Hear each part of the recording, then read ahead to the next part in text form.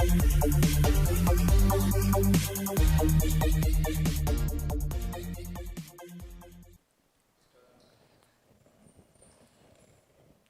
everyone, good evening.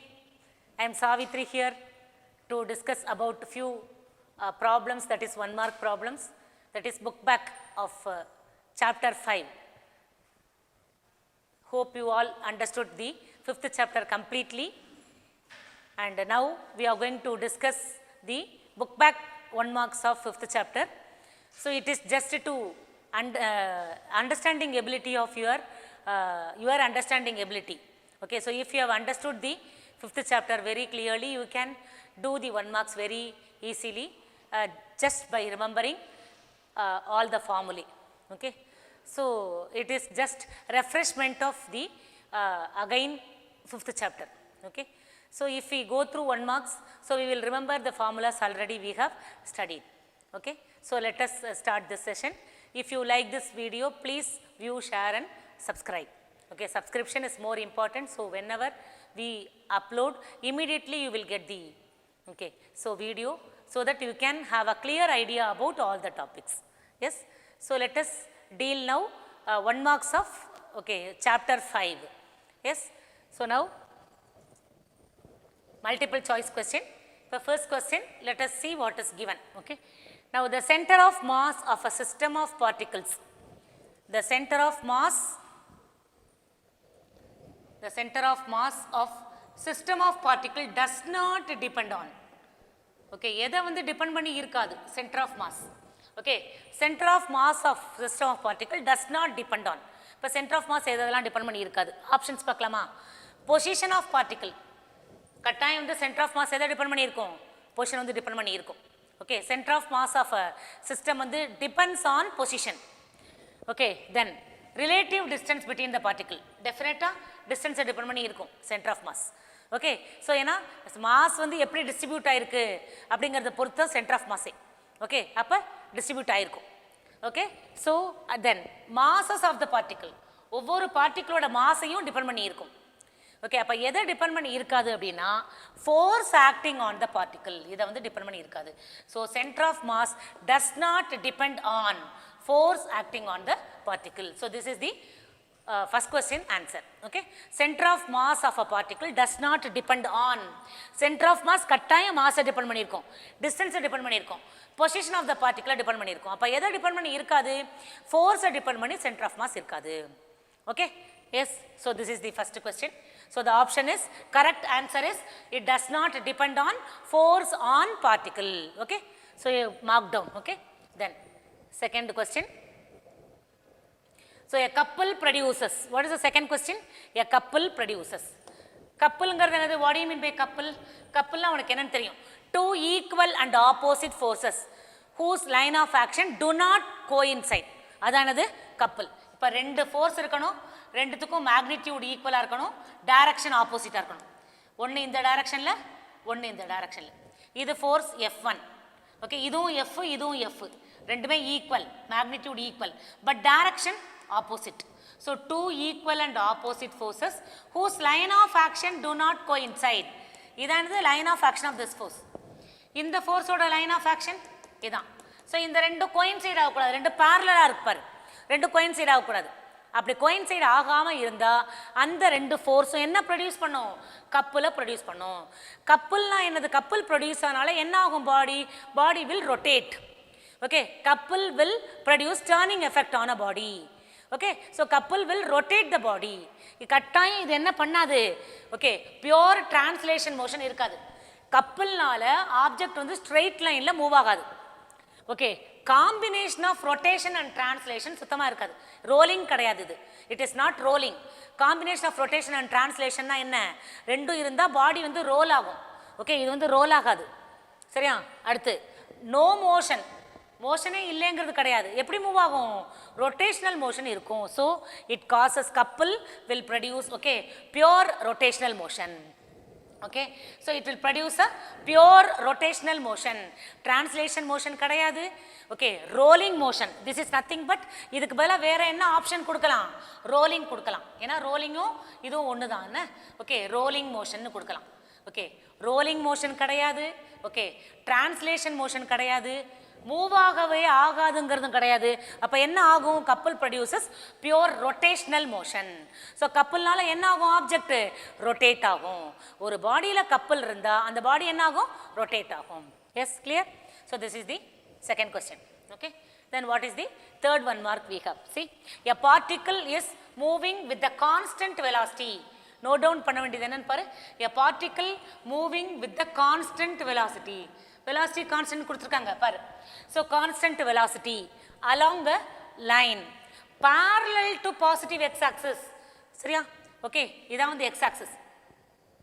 Okay இந்த axis தான் x axis னு வச்சுக்கலாம். Okay particle is moving parallel to x axis. எப்படி மூவ் ஆகுது பார்ட்டிகிள்? இதானது particle. So particle is moving parallel to x axis. Okay அப்போ x ஆக்சஸ்க்கு பேரலாக இருந்தால் எந்த டயத்தில் நீ வந்து அந்த பார்ட்டிக்கிள் பார்த்தாலும் அது வந்து ஈக்குவல் டிஸ்டன்ஸில் தான் இருக்கும். கரெக்டா? ஓகே ஸோ எக்ஸ் ஆக்சஸ்க்கு பேரலாக பார்ட்டிக்கிள் மூவ் ஆகுது. இப்போ இந்த இடத்துல பார்ட்டிக்கிள் இருக்கும் அதில். ஓகே இந்த டிஸ்டன்ஸ் ஆர்னு வச்சுக்கலாம். இப்போ அந்த பார்ட்டிக்கிள் இந்த இடத்துல மூவ் ஆச்சுனாலும் டிஸ்டன்ஸ் என்னவாக தான் இருக்கும்? ஆர் தான். சப்போஸ் இங்கே பார்ட்டிக்கிள் இருந்தாலும் டிஸ்டன்ஸ் ஆர் தான், இங்கே பார்ட்டிக்கிள் இருந்தாலும் டிஸ்டன்ஸ் ஆர் தான். ஸோ அப்போ பேரலல் டு எக்ஸ் ஆக்சஸ்ன்னு சொன்னால் என்ன அர்த்தம்? டிஸ்டன்ஸ் வந்து கான்ஸ்டண்ட்டாக இருக்குன்னு அர்த்தம். ஞாபகம் வச்சுக்கணும். ஓகே ஸோ என்னது கான்ஸ்டன்ட்? முதல்ல வெலாசிட்டி கான்ஸ்டன்ட்னு கொஸ்டின்லேயே கொடுத்துட்டாங்க.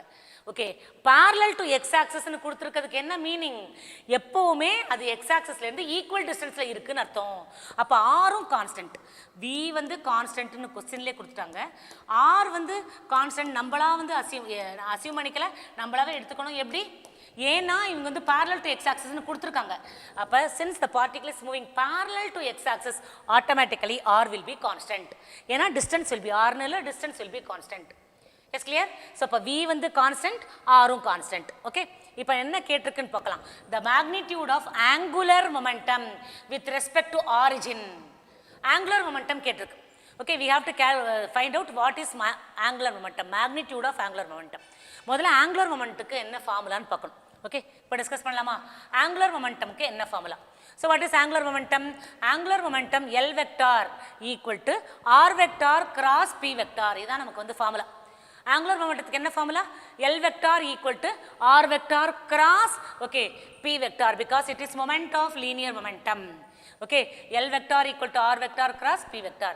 But P vector ங்கிறது என்னது? momentum equal to mv ன்னு நமக்கு தெரியும் ஃபார்முலா. இல்ல P equal to mv ன்னு தெரியும்ல? linear momentum P equal to mv. அப்ப P vector equal to m into V vector. அப்ப இந்த P க்கு பதிலா நம்ம என்ன சப்ஸ்டிட் பண்ணிக்கலாம்?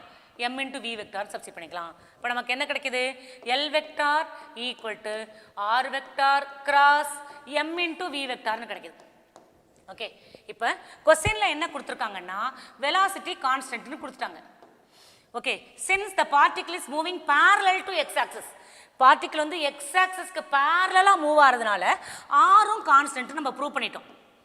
ஓகே கொஸ்டின்லேயே கொடுத்துட்டாங்க velocity constant. Okay since the particle is moving parallel to X axis R is constant. Mass of the particle change ஆக போகிறது இல்லை, mass of constant.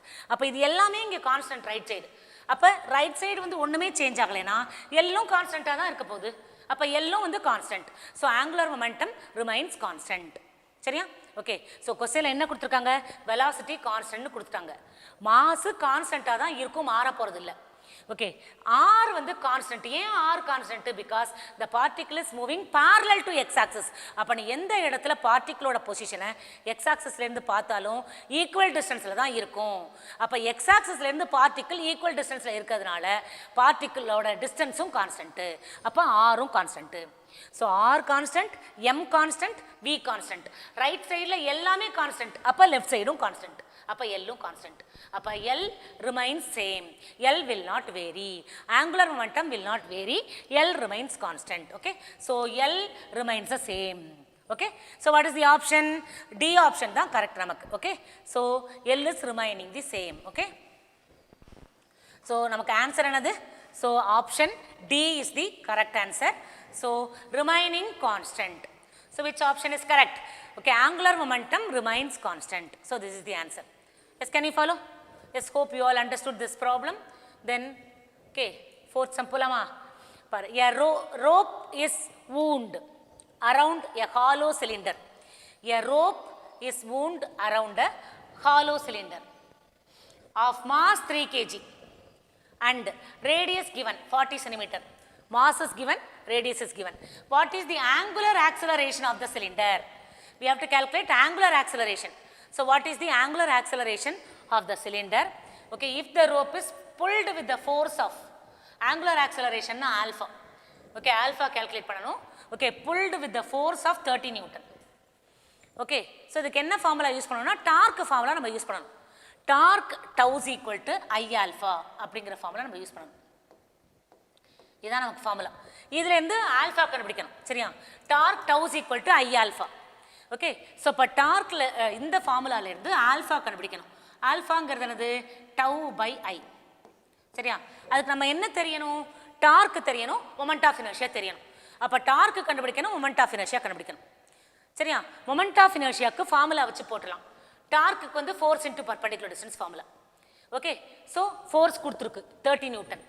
டிஸ்டன்ஸுங்கிறது nothing but radius தான். ஓகே, ஸோ ஃபோர்ஸ் கொடுத்துருக்கு 30 நியூட்டன்னு. Okay, force is known, distance is known 30, that is a radius, distance is nothing but radius. So radius theriyum, force theriyum, radius is nothing but okay distance. So distance theriyum, okay, so force theriyum. But torque tau is equal to force into perpendicular distance. Okay, distance is here radius. Okay, force is 30 Newton, distance is 40 centimeter. Appa 30 into 40 into 10 power minus 2. Okay, 40 into 10 power minus 2. Okay, centimeter meter convert பண்ணியாச்சு. Okay, அப்ப இந்த 10 power minus 2 இந்த ரெண்டு 0 cancel ஆயிடும். So 3 4s are 12. இப்ப torque வந்து கண்டுபிடிச்சாச்சு. Torque is nothing but force into displacement. Okay, calculate பண்ணியாச்சு. Okay, now so torque தெரியும். அடுத்தது என்னது? moment of inertia calculate பண்ணணும். So moment of inertia of என்ன calculate பண்ணணும்? hollow cylinder. hollow cylinderக்கு moment of inertia. Okay, so தெரிஞ்சால் என்ன பண்ணிடலாம்? ஆல்ஃபா வந்து கால்குலேட் பண்ணிடலாம். இப்போ பார்க்கலாம் அந்த சம்ம. So what is moment of inertia? Moment of inertia of hollow cylinder is mr square. Formula என்னது? Moment of inertia hollow cylinder moment of inertia is mr square. So mr square போடு, m into R square. R வந்து 40 centimetre. So R is given as 40 centimetre.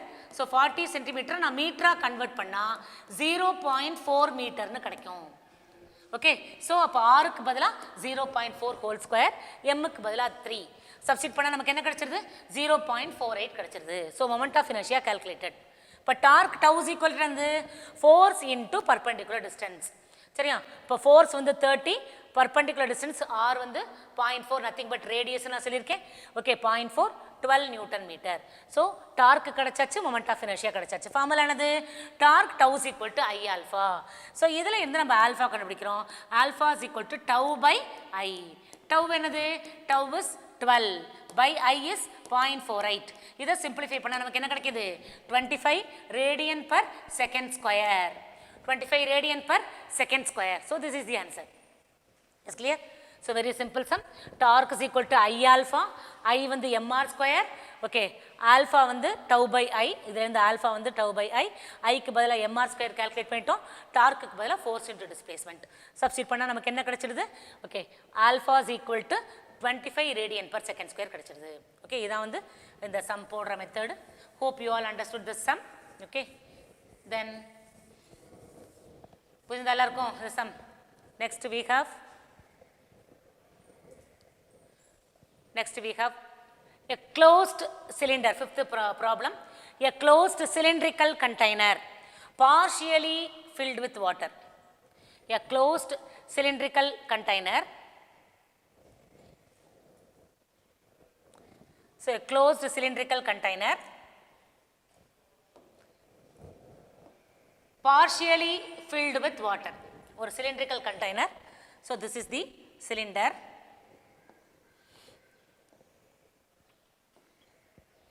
இதில் என்ன பண்ணி வச்சுருக்கோம்? partially filled with water. இது வரைக்கும் water fill ஆகிருக்குன்னு வச்சுக்கலாம்.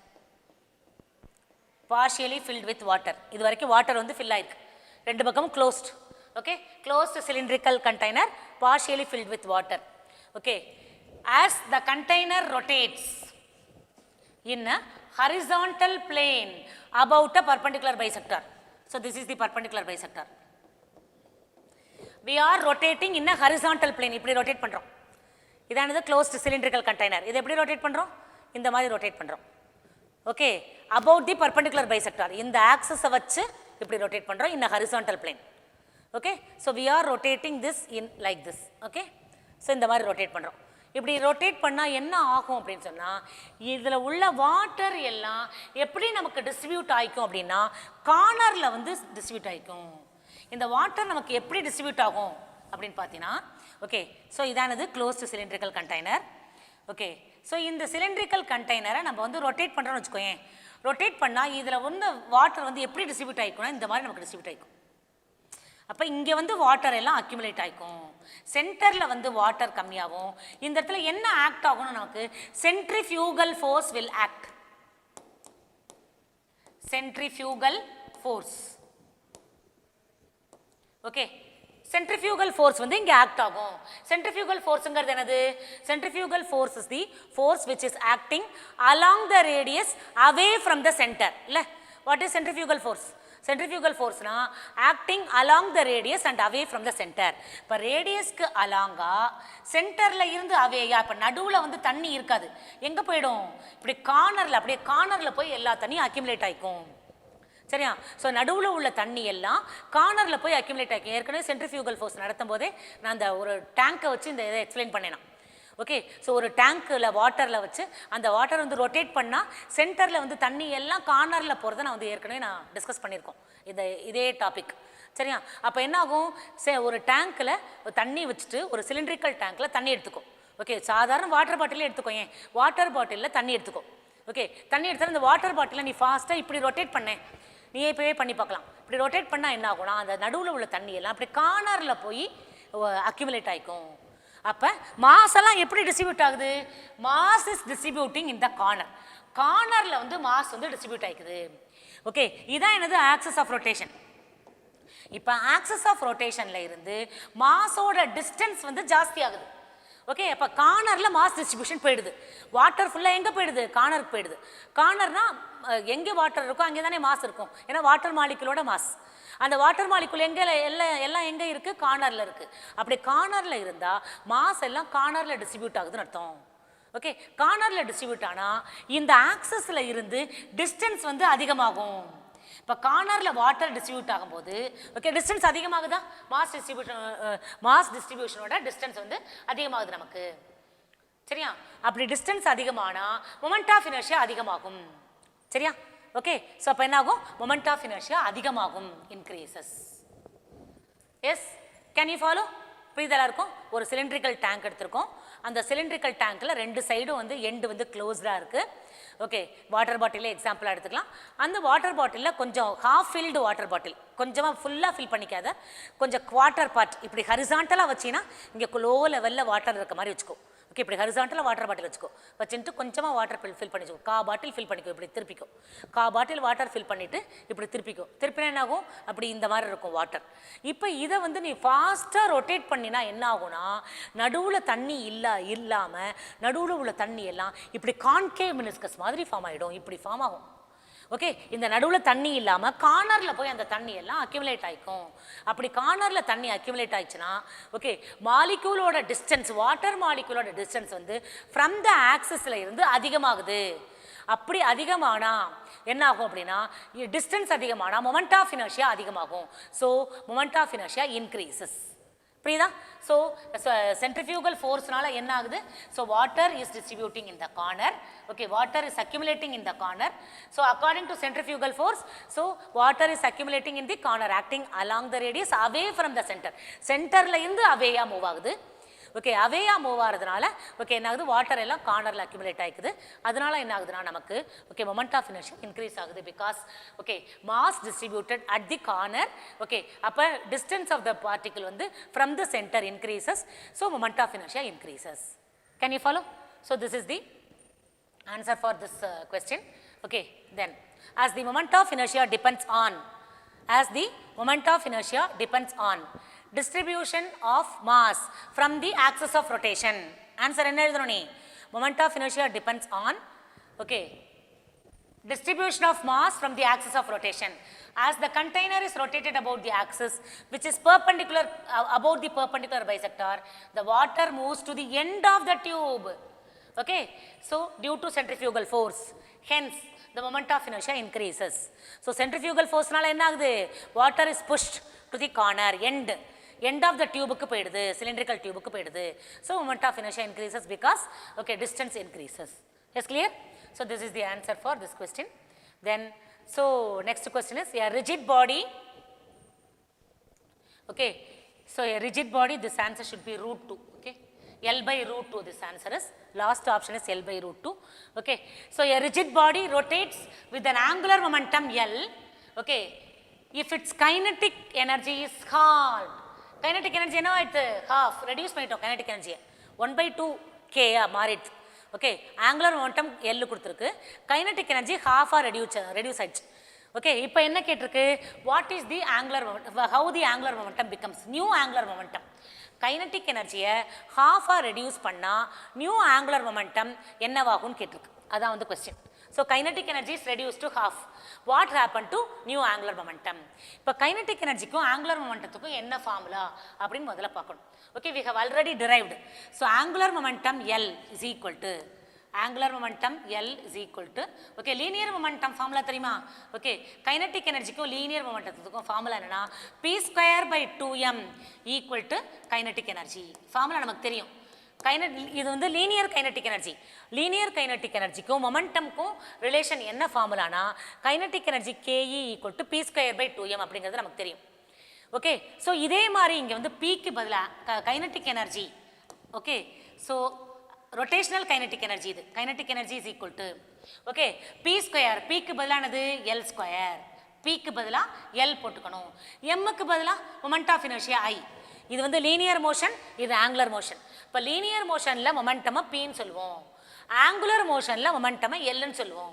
அப்போ பிக்கு பதிலாக எல் சப்ஸ்டிட் பண்ணிக்கோ, L². ஓகே, லீனியர் மோஷனில் மாசை எம்னு சொல்லுவோம், ஆங்குலர் மோஷனில் மாசை ஐன்னு சொல்லுவோம், மொமெண்ட் ஆஃப் இனர்ஷியான்னு சொல்லுவோம். அப்போ இங்கே p² by 2mக்கு பதிலாக L² by 2i வரும். ஓகே, இதுலேருந்து எல் கண்டுபிடிச்சிக்கோ. அப்போ what is L? L² equal to 2 into I into kinetic energy. Okay, so 2i kinetic energy, இதை வந்து ரொட்டேஷனல் கைனடிக் எனர்ஜி நான் போட்டுக்கிறேன். Kinetic energy KR because rotational kinetic energy. Okay, இதுலேருந்து L என்னது? L is equal to root of 2i KR. அப்போ rotational kinetic எனர்ஜிக்கும் angular மொமெண்டத்துக்கும் relation என்ன அப்படின்னா L proportional to root of KR. Okay, L is proportional to root of KR. So angular momentum is directly proportional to square root of rotational kinetic energy. இதுதான் formula, சரியா? angular momentum is directly proportional to square root of rotational kinetic energy. இதை base பண்ணி தான் நம்ம என்ன பண்ண போகிறோம் அப்படின்னா ப்ராப்ளம் போட போகிறோம். இது வந்து ஜென்ரல் ஈக்குவேஷன், இதை நம்ம ஃபர்ஸ்ட் ஈக்குவேஷனாக எடுத்துப்போம். angular momentum is directly proportional to square root of rotational kinetic energy. இப்போ நமக்கு என்ன கொடுத்துருக்குன்னு பார்க்கணும் கொஸ்டினில். இப்போ என்ன கொடுத்துருக்கு? when the kinetic energy is halved, அப்படின்னா அர்த்தம் kinetic energy 1/2 ஆனா, ஹாஃப் ஆனா, ஹால்வ்டுனா என்னது? ஹாஃப் ஆனா, அப்போ இந்த கைனடிக் எனர்ஜியை வந்து KR by 2ன்னு போட்டுக்கணும், சரியா? அப்போ நியூ ஆங்குலர் மொமெண்டம் என்ன ஆகிடுது? வேரி ஆகிடும், அதை L' போட்டுக்கணும். இது எல்னு வச்சுக்கலாம். இதை ஃபஸ்ட் ஈக்குவேஷன் வச்சுக்கிறோம். இப்போ என்ன பண்ண போகிறோம்? இதை நம்ம ஃபஸ்ட் ஈக்குவேஷன் வச்சுக்க போகிறேன். ஓகே, ஸோ ஃபஸ்ட் ஈக்குவேஷன் நமக்கு என்னது? L proportional to root of rotational kinetic energy KR. இதை நான் ஃபஸ்ட் ஈக்குவேஷன் வச்சுக்கிறேன், சரியா? இப்போ கைனடிக் எனர்ஜி என்ன ஆயிடுது? So kinetic energy is half.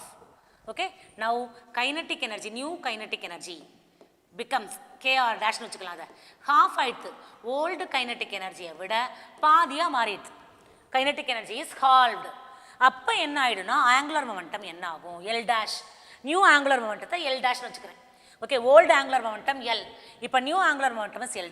அப்போ L' என்ன ஆகும்? Proportional to root of KR by 2. This is so KR by 2ன்னு மாறிடும், சரியா? So L' is proportional to KR by 2.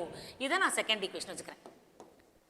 Okay, first equation formula another angular momentum L is proportional to square root of rotational kinetic energy. New angular momentum another square root of okay kr by 2 because kinetic energy is halved. Okay, L dash proportional to root of kr by 2. இப்போ நம்ம L dash தான் கேட்டிருக்கு. அப்ப 2 by 1 போட்டுக்கலாம். 2 divided by 1. Okay, second equation another L dash. First equation another L. So left side divide பண்ணியாச்சு. இப்போ right side second equation another kr by 2. Okay, second equation is kr by 2. Okay, first equation another first equation la root of kr அதை நான் reciprocal எழுதிக்கிறேன். இப்போ reciprocal எழுதுனா என்னது 1 by kr. Okay, so divided by இருந்தா multiplication sign போட்டு reciprocal எழுதிக்கணும். divided by போடுறதை விட என்ன செய்யணும் multiplication symbol போட்டுட்டு division multiplication மாத்தினா okay reciprocal எழுதணும். அப்போ 1 by kr எழுதிக்கணும். இந்த kr என்ன ஆயிடும் cancel ஆயிடும். அப்போ என்ன கிடைக்கும் L dash equal to L into root of 1 by 2. L dash equal to இந்த L இந்த சைடு கொண்டு வந்துரு. Okay L into root of 1 by 2 இங்க root of 1 by 2 மட்டும் தான் மிச்சம் இருக்கு. root 1 by 2 மிச்சம் இருக்கு. இந்த L நான் இந்த சைடு கொண்டு வந்துட்டேன். அப்ப L dash equal to L into root 1 by 2. So L dash equal to L by root 1 வந்து 1 ஆயிடும். அப்ப L by root 2. So what is the answer? So L by root 2. So option D is the correct answer. அப்ப kinetic energy half மாறினா okay இது angular momentum என்ன ஆயிடுது L by root 2 மாறிடுது. kinetic energy half ஆயிட்டா angular momentum L by root 2 மாறிடுது. Yes, can you follow? So this is sixth sum. Okay, can you follow? Now seventh sum பார்க்கலாமா? Seventh problem என்ன கொடுத்திருக்கு? A particle undergoes uniform circular motion. Particle undergoes uniform circular motion. பாரு uniform circular motion. Okay, so இப்போ uniform circular motion என்னது speed வந்து constant நமக்கு magnitude of velocity is constant. Okay, magnitude of uniform circular motion அதெல்லாம் நல்லா notice பண்ணி வச்சுக்கணும். uniform circular motion கொடுத்திருக்குனா என்ன constant ன்னு தெரியணும். magnitude of velocity is constant அல்லது speed is constant. Okay, then the angular momentum of the particle remains conserved about angular momentum எதை வச்சு கன்சர்வ் ஆகும் angular momentum of the particle remains conserved எதை பொறுத்து conserve ஆகும்னு கேட்டிருக்கு. ஓகே இப்போ என்னது so now இப்போ எந்த இடத்துல இருந்து அந்த ஓகே so angular momentumக்கு என்ன formula L vector equal to R cross P vector நமக்கு தெரியும். What's the formula for angular momentum? Angular momentum L vector equal to R vector cross P vector. இதுல R P vectorக்கு பதிலா என்ன போட்டுக்கலாம் நம்ம mb ன்னு எழுதிக்கலாம் because P vector equal to okay linear momentum equal to m into v vector. இப்போ P vectorக்கு பதிலா என்ன போட்டுக்கறேனா m into v vector போட்டுக்கறேன். ஓகே இங்க வந்து v is constant. இப்போதான் நான் சொன்னேன் magnitude of velocity is constant because it's given uniform circular motion. For uniform circular motion okay for uniform circular motion okay so கட்டாயம் என்ன புரிஞ்சிருக்கணும் velocity magnitude of velocity அதனால தான் modulus ன்னு போட்டுருக்கோம் இங்க modulus of v velocity constant கிடையாது okay direction change ஆகும் modulus of velocity is constant that is magnitude of velocity or speed is constant. For uniform circular motion modulus of v is constant. Okay, அப்ப L will be constant only when R is constant. R கான்ஸ்டன்ட்டா இருந்தாதான் L வந்து கான்ஸ்டன்ட்டா இருக்க முடியும். ஏற்கனவே நம்ம பார்த்தது தான் இது கூட L vector equal to R vector cross okay M into V vector. இப்போ V vector கான்ஸ்டன்ட்னு தெரியும் M கான்ஸ்டன்ட் L வந்து கான்ஸ்டன்ட்டா இருக்கணும்னா எது கான்ஸ்டன்ட்டா இருந்தாகணும் R வந்து கான்ஸ்டன்ட்டா இருக்கணும். R னானது டிஸ்டன்ஸ் எதுலேருந்து கான்ஸ்டன்ட்டாக இருக்கும் அப்படின்னா சென்டர் ஆஃப் மாஸ்ல இருந்து மட்டும்தான் டிஸ்டன்ஸ் வந்து எல்லா பார்ட்டிகளோட டிஸ்டன்ஸும் கான்ஸ்டன்ட்டாக இருக்கும். ஓகே ஸோ சென்டரில் இருந்து தான் சென்டர் ஆஃப் மாஸ்ல இருந்து தான் எல்லா பார்ட்டிகளோட டிஸ்டன்ஸும் ஈக்குவலாக இருக்க முடியும். சரியா ஸோ இப்போ என்னது கொடுத்துருக்கு ஸோ என்ன கேட்டிருக்கு angular momentum is equal to moment of linear momentum formula தெரியும் L vector equal to R vector cross P வெக்டார்னு தெரியும். இப்போ P வெக்டாருக்கு பதிலாக நம்ம என்ன போட்டுக்கிறோம்னா M இன்டூ V வெக்டார்னு எடுத்துக்கிறோம். சரியா? இதில் m கான்ஸ்டன்ட் மாஸ் சேஞ்ச் ஆக போகிறதில்ல, v கான்ஸ்டன்ட்னு கொடுத்துருக்கு. எப்படி கொடுத்துருக்கு? யூனிஃபார்ம் சர்க்குலர் மோஷன்னு கொடுத்துருக்கு. அந்த லைனோட மீனிங் என்ன? Magnitude of velocity is constant. அப்போ modulus of v vector constant. அப்போ v கான்ஸ்டன்ட் கொடுத்துருக்கு. Okay, m constant. அப்போ l கான்ஸ்டன்ட்டாக இருக்கணும்னா r கான்ஸ்டன்ட்டாக இருந்தாகணும். லெஃப்ட் சைடில் வந்து எல் கான்ஸ்டண்ட்டாக இருக்கணும்னா ஆர் மஸ்ட் பி கான்ஸ்டன்ட். அப்போ ஆர் எப்போ கான்ஸ்டண்ட்டாக இருக்கும்னா only when okay the centre of that is only from the centre of mass all the particle will be at equal distance. அப்போ என்ன ஆன்சர் வரும் இதுக்கு? ஓகே, ஸோ பார்க்கலாமா? இப்போ ஆப்ஷன்ஸை பார்க்கலாமா? The centre point of the circle. சர்க்கிளோட centre of mass வந்து எங்கே இருக்கும்? சென்டர் பாயிண்டில் தான் இருக்கும். சென்டர் பாயிண்டில் இருந்து தான் ஆர் வந்து எல்லா இடத்துலையும் கான்ஸ்டன்ட்டு. ஆர் வந்து எங்கே கான்ஸ்டன்ட்? ஆர் கான்ஸ்டன்ட்னா சென்டர் பாயிண்ட்ல இருந்து மட்டும்தான் கான்ஸ்டன்ட்டாக இருக்க முடியும். ஓகே, அதாவது centre of mass. Okay, so இப்போ எல்லா இடத்துலையும் ஆர் கான்ஸ்டன்ட்னானது சென்டர் பாயிண்ட்ல இருந்து மட்டும்தான் கான்ஸ்டன்ட்டாக இருக்க முடியும். Therefore so the centre point of the circle. So என்ன கேட்டிருக்கீங்க? Angular momentum okay of the particle remains conserved. Remains conserved constant எதை பொறுத்து? Centre particle centre point of the circle. ஏன்னா சென்டர் பாயிண்ட்ல இருந்து தான் ஆர் கான்ஸ்டன்ட்டாக இருக்க முடியும். மிச்சம் எந்த பாயிண்ட்ல இருந்தும் ஆர் கான்ஸ்டன்ட் கிடையாது. Okay, point on the circumference. ஒரு பாயிண்ட் வந்து சர்க்கம்ஃபரன்ஸ் எடுத்தா எல்லா டிஸ்டன்ஸும் கான்ஸ்டன்ட்டாக இருக்குமா? ஓகே, ஸோ இப்போ சர்க்கம்ஃபரன்ஸில் எடுத்திருக்கேன், இங்கே ஒரு பாயிண்ட் எடுத்திருக்கேன். ஓகே, இங்கே இருக்க பார்ட்டிகிள் வேணா இந்த டிஸ்டன்ஸ். இப்போ இங்கே ஒரு பார்ட்டிகிள் எடுத்துட்டீங்கன்னா இந்த டிஸ்டன்ஸ் என்னது? வேறு தானே. ஓகே, இங்கே ஒரு பார்ட்டிகிள் எடுத்துட்டீங்கன்னா இந்த டிஸ்டன்ஸ் வேறு தானே. அப்போ சர்க்கம்ஃபரன்ஸ்லேருந்து பாயிண்ட்லாம் டிஸ்டன்ஸ் வந்து ஜாஸ்தி வேறு வேறையாக இருக்கும். ஆனால் சென்டர்லேருந்து எந்த பாயிண்ட் எடுத்தாலும் டிஸ்டன்ஸ் வந்து ஈக்குவல் தான். ஓகே, ஸோ சென்டர்லேருந்து ஓகே ஈக்குவலாக இருக்கும். அதனால என்ன ஆன்சர் வரும் நமக்கு? The centre point of the circle தான் answer. Okay, any point inside the circle வராது, any point outside the circle வராது. ஓகே, சர்க்கம்ஃபரன்ஸும் வராது, சென்டர் பாயிண்ட் தான் வந்து ஆன்சர் கரெக்டாக வரும். Is clear? Okay, R will be constant only from the centre point. Okay, hope you all understood this question. Then let us discuss the next question, that is 8th question. When a mass is rotating in a plane about a fixed point, mass is rotating in a plane about a fixed point, okay, its angular momentum is directed along. இதுக்கு வந்து நீ book diagram ஞாபகம் வச்சுக்கணும் முதல்ல. Okay, so இப்போ வந்து இதானது rigid பாடின்னு எடுத்துக்கிறோம். This is the rigid body. Okay, so this is the axis of rotation. இதானது ஆக்சிஸ் ஆஃப் ரொட்டேஷன், இதை வச்சு தான் ரொட்டேட் ஆகுது. ஓகே, ஸோ இங்கே வந்து ஒரு பாயிண்ட் மாஸ் அசியூம் பண்ணிக்கிறோம் நம்ம. So this is point mass M. Okay, this position vector of this point mass வந்து ஆர் வெக்டார். அப்படியே புக் டயக்ராம் தான், தியரி டயக்ராம் தான் இது. Okay, so momentum, linear momentum will be acting in this direction. Okay, so linear மொமெண்டம்ங்கிறது என்னது? P vector. Okay, so இப்போ நமக்கு L வெக்டாரோட ஃபார்முலா என்னது? L vector equal to R vector cross P vector. இதான் வந்து L vector. L vector equal to R vector cross P vector. அப்போ R வெக்டாரும் பி வெக்டாரும் எந்த பிளேனில் இருக்கோ அந்த பிளேனுக்கு பர்பண்டிகுலராக தான் நமக்கு எல் வெக்டாரோட டைரக்ஷன் இருக்கும். So the direction of L vector will be in a plane perpendicular to, okay, எந்த பிளேனில்?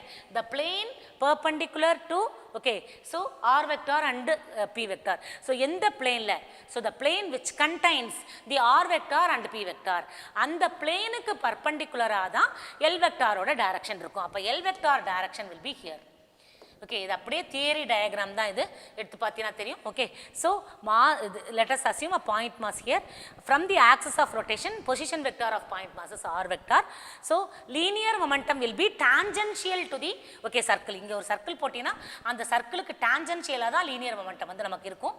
ஓகே, ஸோ இந்த லீனியர் இந்த பி வெக்டாரும் எம் வெக்டாரும் ஓகே எந்த பிளேனில் இருக்கோ, சாரி பி வெக்டாரும் ஆர் வெக்டாரும் எந்த பிளேனில் நமக்கு இருக்கோ அந்த பிளேனுக்கு பர்பண்டிகுலராக தான் எப்படி இருக்கும்? எல் வெக்டாருடைய டைரக்ஷன் இருக்கும். So a line perpendicular to the plane of rotation. Okay, so what is the answer? A line perpendicular, this is the line, this is a line perpendicular to the plane of rotation. இதான் இது plane. So plane of rotation. Okay, எந்த பிளேனில் R வெக்டாரும் P வெக்டாரும் இருக்கோ அந்த பிளேனுக்கு பர்பண்டிகுலரா line perpendicular to the plane of rotation, அந்த பிளேனில் தான் இருக்கும். ஓகே, எது? Okay, so now so angular momentum will be directed. Okay, in this direction angular momentum will be there. Yes, clear? Okay, so this is the 8th 1 mark. Now we have, okay, so one more 9th 1 mark. So ஒரு தடவை அப்படி பார்த்துடலாமா? Angular momentum is equal to moment of linear momentum. So what is angular momentum? So angular momentum equal to moment of linear momentum. So what is angular momentum? So angular momentum equal to moment of linear momentum. So angular momentum L vector equal to R vector cross P vector. அப்போ R vector equal to, sorry, R vector cross P vector பதிலாக M into V vector. Okay, so the angular momentum is perpendicular to the plane containing R vector and V vector. எந்த வெக்டார்ல R vector, அதாவது P vector எங்க இருக்கோ அங்கே தான் V vectorம் இருக்கும். P vectorம் V vectorம் ஒரே direction, ஆனால் P is equal to MV. Okay, அப்போ P வெக்டாரோட டைரக்ஷன் V வெக்டாரோட டைரக்ஷனை பொறுத்து தான் இருக்கும். அப்போ P வெக்டாரும் V வெக்டாரும் ஒரே டைரக்ஷனில் தான் இருக்கும். இப்போ டயக்ராமில் P வெக்டார் எங்கே போட்டோமோ அதே டைரக்ஷனில் தான் நமக்கு V வெக்டாரும் இருக்கும். சரியா? அப்போ ஸோ எந்த பிளேனில் R வெக்டாரும் V வெக்டாரும் இருக்கோ அந்த பிளேனுக்கு பெர்பெண்டிகுலரா, ஓகே, நமக்கு இருக்கும். Perpendicular to the plane of rotation. Clear? So this is the answer for 8th question. Now we have 9th question. So what is 9th question? Two discs of same moment of inertia. Okay, now so we have got two discs of same moment of inertia. Two discs of same moment of inertia. Per same moment of inertia. So moment of inertia is same, I. First disc oda moment of inertia I da, second disc oda moment of inertia I da. Okay, now rotating about their regular axis passing through the center and perpendicular to the plane of the disc. Usually, okay, so disc ku axis passing through this, idan disc nu vechindona, axis passing through the center and perpendicular to the plane. Idha regular axis nu solluvom. Edu regular axis? Axis passing through the center and perpendicular to the plane. Okay, plane of the disc. Adha da nam vandu regular axis nu solluvom.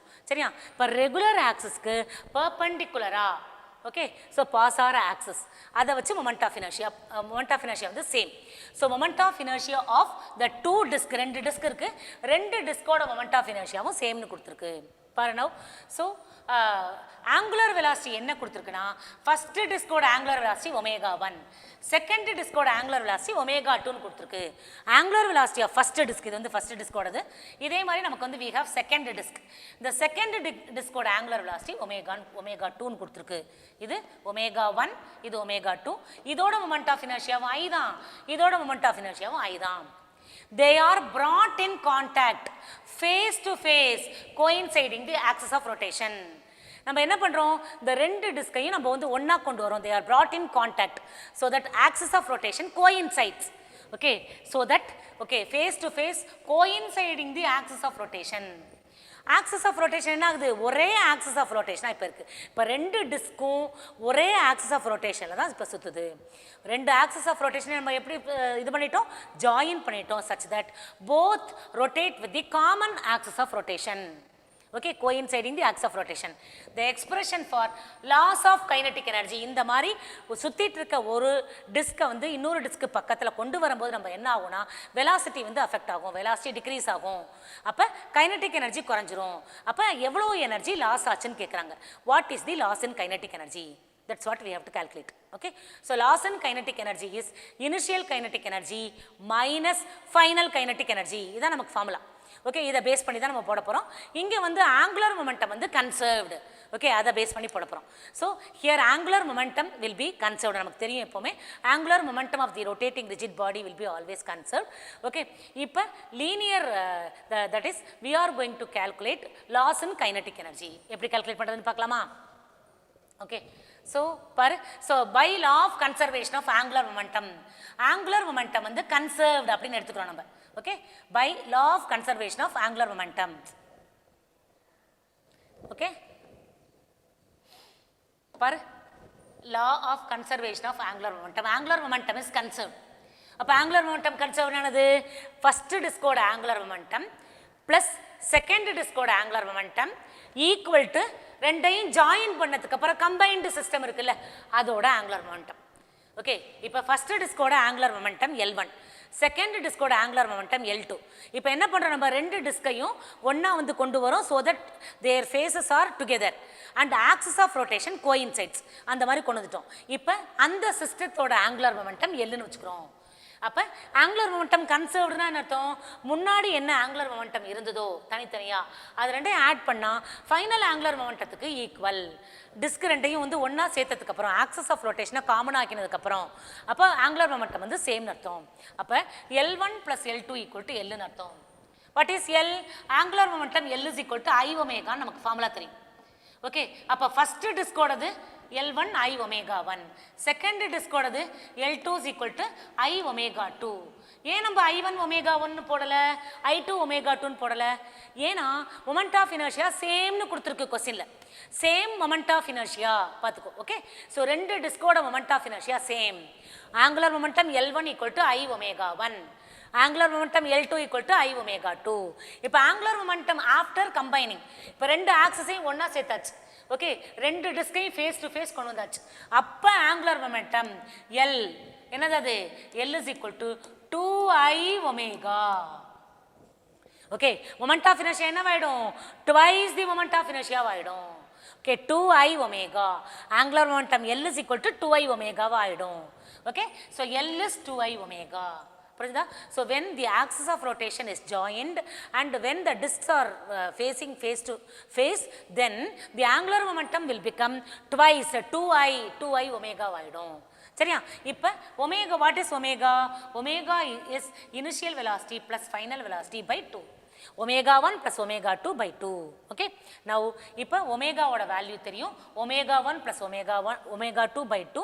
இப்போ நம்ம kinetic energy கேட்டிருக்கு. நமக்கு என்ன கேட்டிருக்குன்னா loss in kinetic energy கேட்டிருக்கு. Okay, kinetic எனர்ஜிக்கு formula என்னது, இது வந்து ஆங்குலர் மொமெண்டம். கைனட்டிக் எனர்ஜி ஃபார்முலானது ½ I ω².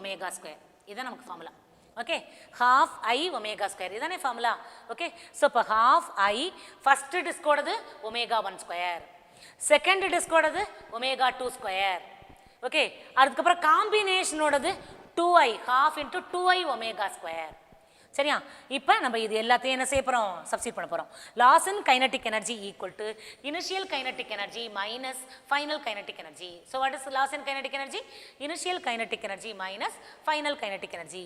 இப்போ கைனட்டிக் எனர்ஜிக்கு ஃபார்முலானது ½ I ω².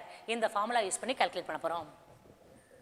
ஓகே, இப்போ இனிஷியல் கைனட்டிக் எனர்ஜி என்னது, initial kinetic energy = so what is initial kinetic energy? ½ I ω1² first டிஸ்கோடது ப்ளஸ் ½ I ω2² செகண்ட் டிஸ்கோடது ½ I ω1² ப்ளஸ் ½ I ω2². இதானது டோட்டல் இனிஷியல் கைனட்டிக் எனர்ஜி. இதான் வந்து இனிஷியல் கைனட்டிக் எனர்ஜி. ஓகே, இப்போ ஃபைனல் கைனட்டிக் எனர்ஜி என்னது, minus final kinetic energy subtract பண்ணிக்கணும். Okay, what is final kinetic energy? ½ okay ஐக்கு பதிலாக 2I ஓகே ω². இதுதான் final kinetic energy. This is loss in kinetic energy. So what is loss in kinetic energy? Loss in kinetic energy = initial kinetic energy minus final kinetic energy. Okay, so ½ I ω1² plus ½ I ω2² minus ½ into 2I ω². இப்போ நான் என்ன பண்ணுறேன் அப்படின்னா எல்லாத்துலேயும் ½ I காமனாக இருக்குது, நான் வெளியில் எடுத்துறேன். ஸோ இப்போ ½ I வெளியில் எடுத்துட்டா என்ன இருக்கும்? ஃபஸ்ட்டு டேர்மில் நமக்கு ω1² இருக்குது ப்ளஸ் செகண்ட் டேர்மில் ω2² இருக்குது மைனஸ் ½ I வெளியில் எடுத்துட்டா 2ω² நமக்கு இருக்குது தேர்ட் டேர்மில். இப்போ நம்ம என்ன பண்ண போகிறோம்னா ஒமேகாக்கு பதிலாக ω1 ப்ளஸ் ω2/2 அதை சப்ஸ்டிட் பண்ண போகிறோம். ஒமேகாக்கு பதிலாக சப்ஸ்டிட் பண்ணு. அப்போ என்ன கிடைக்கும்? This is equal to ½ I into okay ω1² plus ω2² minus 2 into ஒமேகாக்கு பதிலாக என்ன சப்ஸ்டிட் பண்ணணும்? ω1 plus ω2/2 the whole square. Okay, so ஒமேகாக்கு பதிலாக சப்ஸ்டிட் பண்ணியாச்சு. இப்போ இதை சிம்பிளிஃபை பண்ணணும். சரியா? சிம்பிளிஃபை பண்ணால் நமக்கு என்ன கிடைக்கும்? So this is equal to okay this is equal to ½ into I into okay ω1² plus ω2² minus 2 into இது ஓகே டினாமினேட்டரில் 2² என்ன ஆகிடும்? 4 ஆகிடும் 2 ஸ்கொயர் இருக்கு 4 ஆயிடும். நியூமரேட்டரில் நமக்கு இது a plus b whole square ஃபார்முலாவில் எக்ஸ்பேண்ட் பண்ணிக்கலாமா? Okay, omega 1 square plus omega 2 square plus 2 omega 1 omega 2. சரியா? இதை எக்ஸ்பேண்ட் பண்ணியாச்சு. ஓகே, ஸோ இதை வந்து ஃபுல்லாக எக்ஸ்பேண்ட் பண்ணியாச்சு. நமக்கு என்ன பண்ண போகிறோம் இப்போ? ஸோ இந்த 2வையும் இந்த 4ஐயும் கேன்சல் பண்ணால் நமக்கு வந்து 2 கிடச்சிரும். சரியா? இப்போ நான் என்ன பண்ண போகிறேன்? ஃபுல்லாக சிம்பிளிஃபை பண்ண போகிறேன் இது. Okay, so on simplifying this what will you get now?